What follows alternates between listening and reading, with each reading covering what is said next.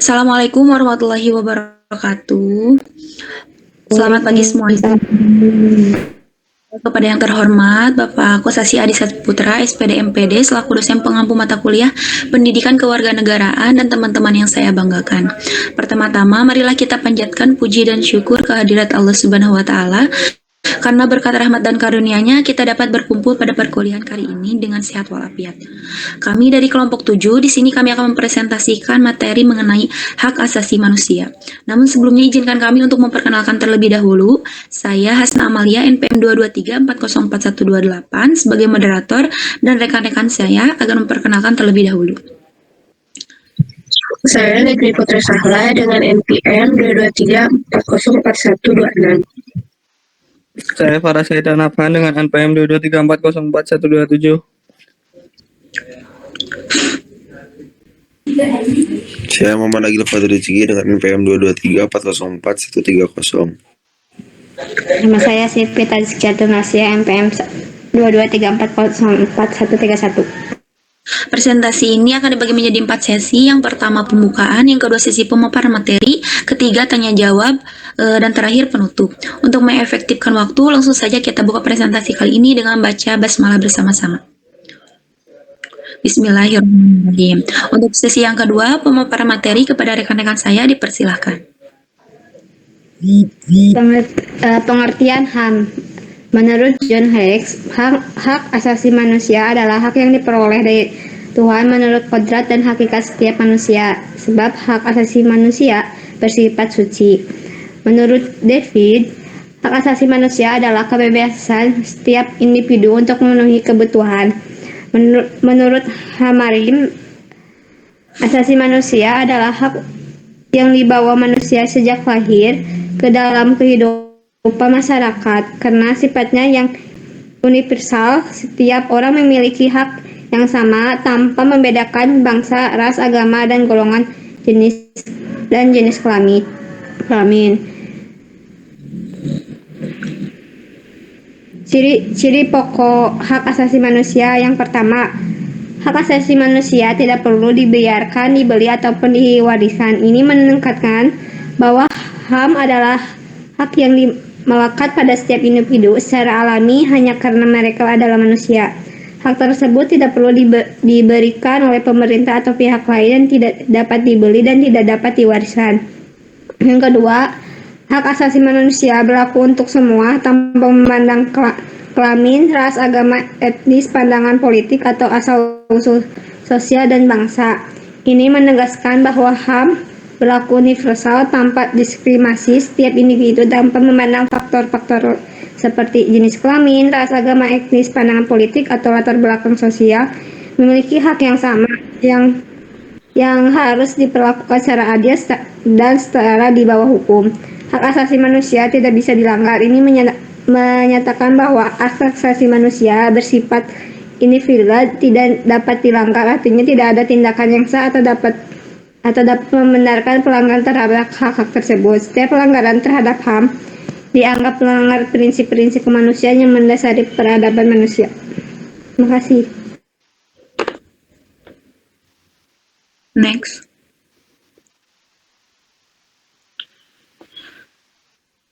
Selanjutnya untuk macam-macam HAM.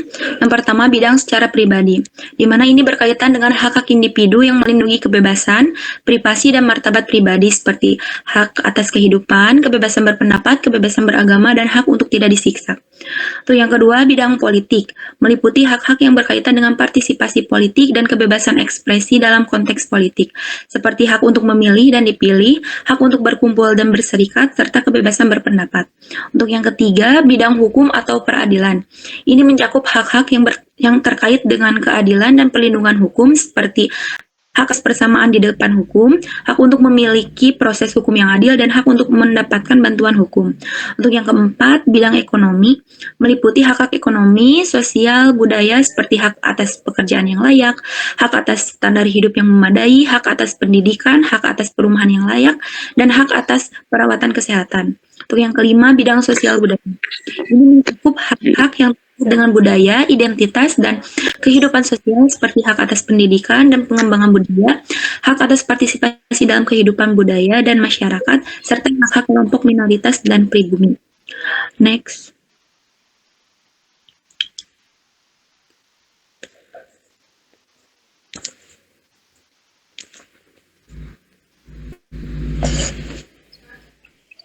Selanjutnya ada sejarah HAM.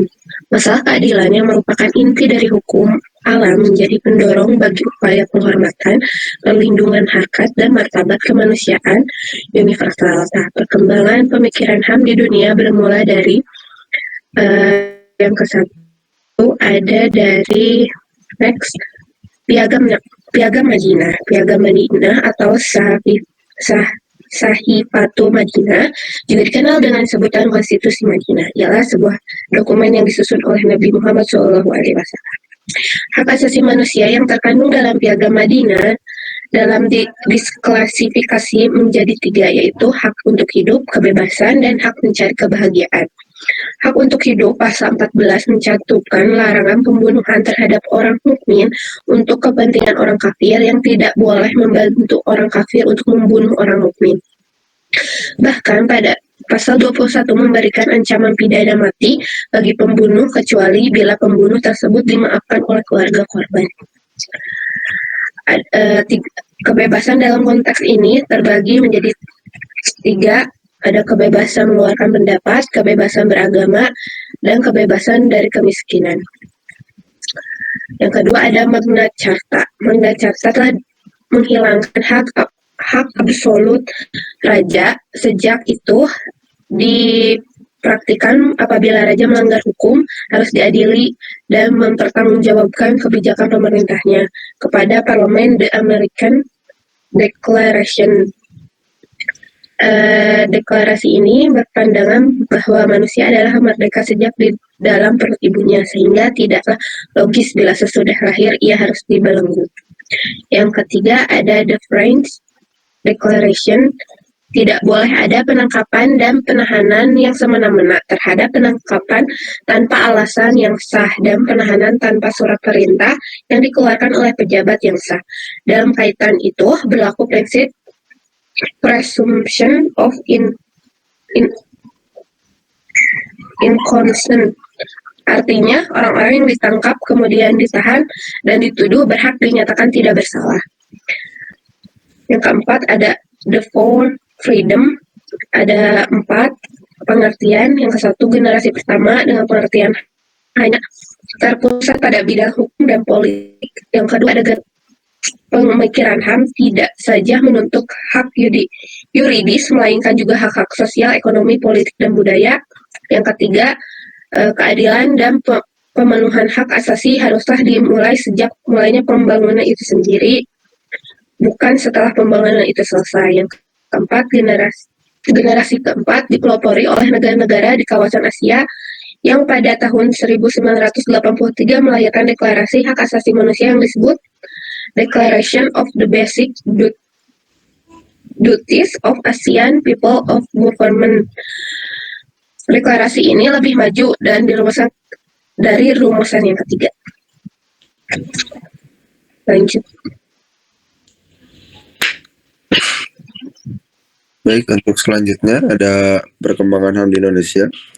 Sejarah HAM di Indonesia mengalami masa penjajahan selama berabad-abad. Pada zaman penjajahan jadi berbagai bentuk diskriminasi dan pelanggaran HAM. Pada zaman penjajahan Belanda, rakyat Indonesia diklasifikasikan menjadi 3 strata sosial. Stratifikasi sosial tersebut memiliki dampak yang sangat luas. Adanya diskriminasi di berbagai aspek kehidupan. Next. Lalu untuk selanjutnya ada prinsip dan basic konsep pengembangan HAM di Indonesia. Konsep mengenai hak asasi manusia di Indonesia ada 3, yaitu proklamasi, pembukaan Undang-Undang Dasar 1945, dan Pancasila. Proklamasi, yang pertama ada proklamasi merupakan sebuah tonggak awal dalam semangat dan upaya penegakan dan perlindungan terhadap hak asasi manusia atau HAM. Yang kedua ada pembukaan Undang-Undang Dasar 1945. Pada alinea pertama pembukaan Undang-Undang Dasar 1945 berbunyi bahwa kemerdekaan adalah hak segala bangsa. Menurut Notonegoro, manusia sebagai individu mempunyai hak kodrat dan hak moral untuk berdiri sebagai pribadi atau hidup bebas. Yang ketiga ada Pancasila. Konsep HAM dalam Pancasila berpijak pada sila kedua dalam Pancasila, yaitu kemanusiaan yang adil dan beradab. Konsep hak asasi manusia atau HAM dalam Pancasila ini lebih fundamental apabila dijabarkan lebih lanjut dari perspektif filosofis.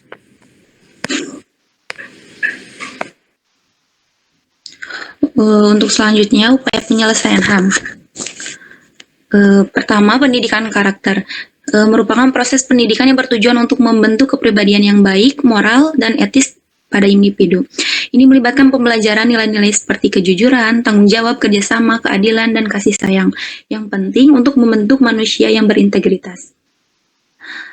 Untuk yang kedua, mempelajari dan memahami dengan baik, menekankan pentingnya untuk secara menyeluruh memahami dan mengenal hak asasi manusia, baik secara teoritis maupun praktis. Ini melibatkan studi yang mendalam tentang deklarasi, konvensi, dan hukum internasional terkait HAM, serta pemahaman tentang bagaimana menerapkannya dalam kehidupan sehari-hari. Selanjutnya, menegakkan HAM dengan berbuat baik, menggarisbawahi pentingnya tindakan nyata dalam mendukung dan melindungi hak asasi manusia. Ini termasuk tindakan konkret seperti mengambil sikap terhadap pelanggaran HAM, memberikan bantuan kepada korban, dan mempromosikan kesetaraan, keadilan, dan kebebasan bagi semua individu. Selanjutnya, meningkatkan persatuan dan kesatuan bangsa merupakan usaha untuk memperkuat ikatan sosial, budaya antara berbagai kelompok masyarakat dalam satu negara. Ini termasuk promosi toleransi, menghargai keragaman, dan memperkuat hubungan antar etnis, agama, dan budaya dalam rangka membangun masyarakat yang inklusif dan harmonis.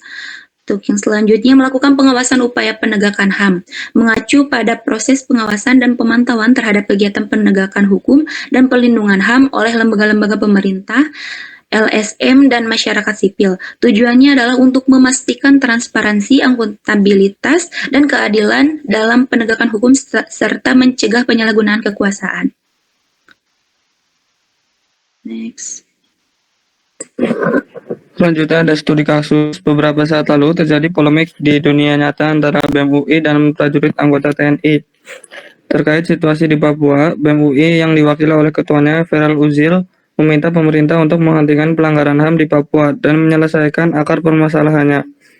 Menanggapi hal tersebut, Ketum Persatuan Putra-Putri Angkatan Darat PPDAD Isvan Fajar Satrio menyampaikan bahwa isu keamanan Papua sangat sensitif dan kompleks, melibatkan aspek internal Indonesia dan juga eksternal internasional. Iswan berpendapat bahwa BEM UI sebaiknya tidak hanya memandang permasalahan keamanan Papua dari sudut pandang HAM, tetapi juga mengedepankan kedaulatan NKRI. Menurut Isvan, penting untuk memisahkan warga sipil dan kelompok separatis dengan menjaga dan melindungi warga sipil serta menghadapi kelompok separatis yang menolak bergabung secara bersenjata. Iswan menjelaskan bahwa kedaulatan NKRI melindungi HAM semua warga, termasuk warga Papua, dan kehadiran TNI di Papua yang bertujuan untuk melindungi warga dari serangan separatis. Selanjutnya, Iswan juga menyinggung bahwa TNI harus mematuhi hukum humaniter dalam konflik dengan kelompok separatis. Iswan menutup pernyataan dengan mengingatkan agar BEM UI tidak membela kelompok separatis dan mengabaikan pembelaan HAM bagi warga Papua yang menjadi korban teror dan intimidasi oleh kelompok tersebut.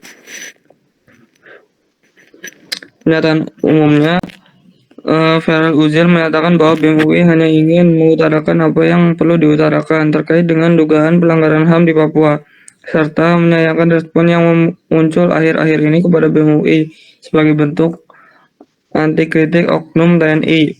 Feral Uzil juga menanggapi respon anti-kritik oknum TNI yang dianggapnya telah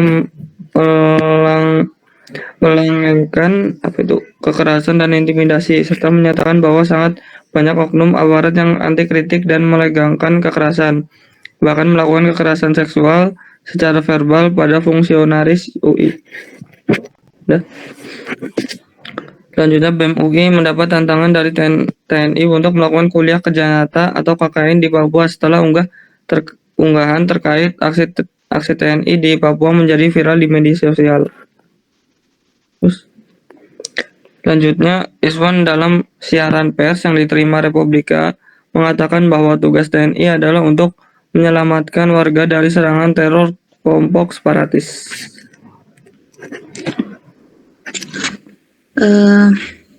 Baik, untuk sesi selanjutnya yaitu tanya jawab. Barangkali teman-teman yang ingin bertanya atau ada yang belum dimengerti terkait materi yang tadi kami sampaikan, silahkan isi kolom komentar di bawah ini. Mungkin langsung saja kesimpulannya ya. HAM atau hak asasi manusia adalah hak-hak dasar yang dimiliki oleh manusia sesuai dengan kiprahnya.